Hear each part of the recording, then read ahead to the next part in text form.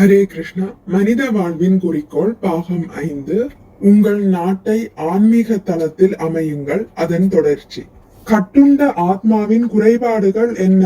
அவன் நிச்சயமாக தவறுகள் செய்பவன், மாயையின் வசப்படுபவன், பிறரை ஏமாற்றுபவன், குறைகள் உள்ள புலன்களை உடையவன். நாம் பிறரை ஏமாற்ற விரும்புவதாலும் நமது புலன்கள் குறைகள் உள்ளவை என்பதாலும் முழுமையான அறிவு பெறுவது நமக்கு சாத்தியமல்ல. நமது புலன்கள் நிறைவுள்ளவை அல்ல என்றாலும் நம் கண்களை பற்றி நாம் பெருமைப்படுகிறோம், எல்லாவற்றையும் காண விரும்புகிறோம். எனவே கடவுளை எனக்கு காட்ட முடியுமா என்று ஒருவர் கேட்கிறார். முடியும் என்பதுவே அதற்கு பதில். ஒவ்வொரு கணத்திலும் நீங்கள் ஏன் கடவுளை காண முடியாது? கிருஷ்ணர் கூறுகிறார், ரஜோஹம் அப்ஷு கௌந்தேய, நான் நீரின் ருசி. கிருஷ்ணர் மேலும் கூறுகிறார், பிரபாக்ஷ்மி சசி சூரியயோ, நான் சூரியனின் பிரகாசம், சந்திரனின் ஒளி. நாம் ஒவ்வொரு நாளும் சூரிய சந்திரனின் ஒளியை காண்கிறோம். சூரியனும் சந்திரனும் எப்படி ஒளியை பெறுகின்றன என்பதை எண்ணி பார்த்தால் இறுதியில் நாம் கடவுளை சென்றடைவோம். இப்படி பல சந்தர்ப்பங்கள் உள்ளன. நீங்கள் கடவுள் உணர்வு பெற்று கடவுளை அடைய விரும்பினால் அது கடினமல்ல. அதற்கென வகுக்கப்பட்டுள்ள முறைகளை பின்பற்றினால் போதும். பகவத்கீதையில் 18.55 கூறப்பட்டுள்ளது போல், ததோமாம் தத்வதோ ஞாத்வா, அவரை நாம் உண்மையில் அறிய வேண்டும். அவரது தோற்றம், மறைவு, செயல்கள் ஆகியவற்றை புரிந்து கொள்ள முயற்சிக்க வேண்டும். அவரை உண்மையில் அறிந்தவுடனேயே நாம் அவரின் ராஜ்யத்தில் பிரவேசிக்கிறோம். இந்த உடலை விட்டபின் கடவுளை அறிந்தவன், அதாவது கிருஷ்ணரை அறிந்தவன், வேறொரு ஜட உடலை அடைவதற்காக மீண்டும் வருவதில்லை.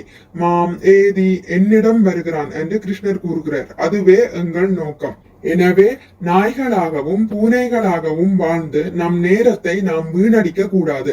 நாம் வசதியுடன் வாழ வேண்டியதுதான். ஆனால் அதே சமயத்தில் கிருஷ்ண உணர்வுடன் இருக்க வேண்டும். அது நாம் மகிழ்ச்சியாயிருக்க உதவும். கடவுளை புரிந்து கொள்ளாமல், கடவுள் உணர்வு இல்லாமல் அமைதியும் மகிழ்ச்சியும் ஏற்படுவது சாத்தியமல்ல. அமைதி மற்றும் மகிழ்ச்சிக்கான வழி பகவத்கீதையில் விளக்கப்பட்டுள்ளது. நீங்கள் உண்மையாகவே கடவுளை புரிந்து கொள்ள விரும்பினால் அது மிகவும் எளிது. கடவுள் எல்லாவற்றின் உடைமையாளர்.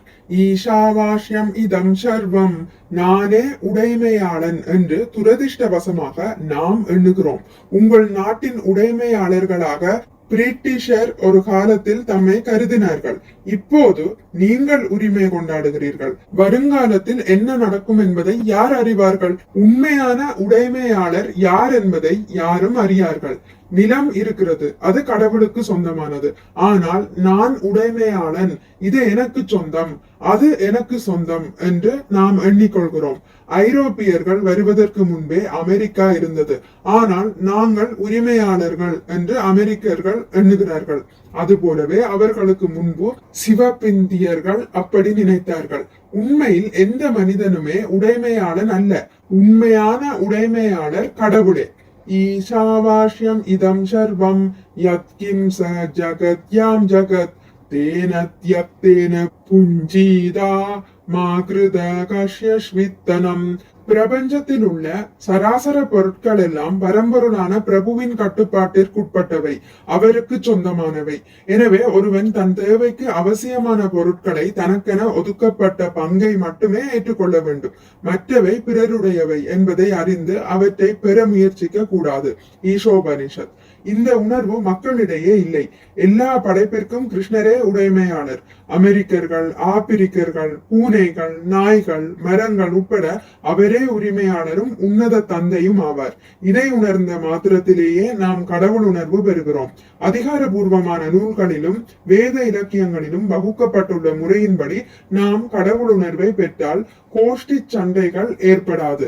எல்லாம் அமைதியாயிருக்கும். கடவுளின் சொத்தை பயன்படுத்தும் உரிமை ஒவ்வொருவருக்கும் உண்டு. இது தந்தையின் செலவில் வாழும் உரிமை மகனுக்கு இருப்பதை போன்றது. வீட்டில் உள்ள ஒரு சிறு ஜந்துவுக்கும் சிறிது உணவளிக்கப்பட வேண்டும் என்று வேத நூல்களில் கூறப்பட்டுள்ளது. அது ஆன்மீக பொது உடைமை. யாரும், ஏன் ஒரு பாம்பு கூட பசித்திருக்க கூடாது. நாம் பாம்பை கண்டால் அஞ்சுகிறோம். ஆனால் நம் வீட்டில் ஒரு பாம்பிருக்க கண்டால் அதற்கும் உணவளிக்க வேண்டியது நமது கடமை. கடவுள் உணர்வு, கிருஷ்ண உணர்வு தத்துவத்தில் இது அடங்கியுள்ளது.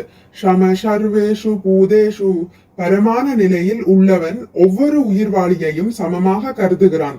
ஒருவன் மற்ற ஒவ்வொருவரையும் சமமாக காணும் போது, உன்னதமான பிரபுவாகிய கடவுளின் அம்சமாக காணும் போது அவனது ஆன்மீக வாழ்வு ஆரம்பமாகிறது என்று பகவத்கீதை குறிப்பிடுகிறது. ஒவ்வொருவரும் தான் யார், வாழ்வின் நோக்கம் என்ன என்பதை அதிகாரப்பூர்வமாக புரிந்து கொள்ள செய்ய கிருஷ்ண உணர்வு இயக்கம் முயற்சிக்கிறது. இதயத்தை புனிதமடைய செய்வதற்கான வழிமுறை மிகவும் எளிதானது. இந்த மகா மந்திரத்தை உச்சாடனம் செய்தால் போதும். ஹரே கிருஷ்ண கிருஷ்ண கிருஷ்ண ஹரே ஹரே, ஹரே ராம ராம ராம ஹரே ஹரே. இந்த இயக்கத்தில் வெவ்வேறு நாடுகளையும் மதங்களையும் சேர்ந்த பெண்களையும் ஆண்களையும் ஈடுபட்டுள்ளதை காணலாம்.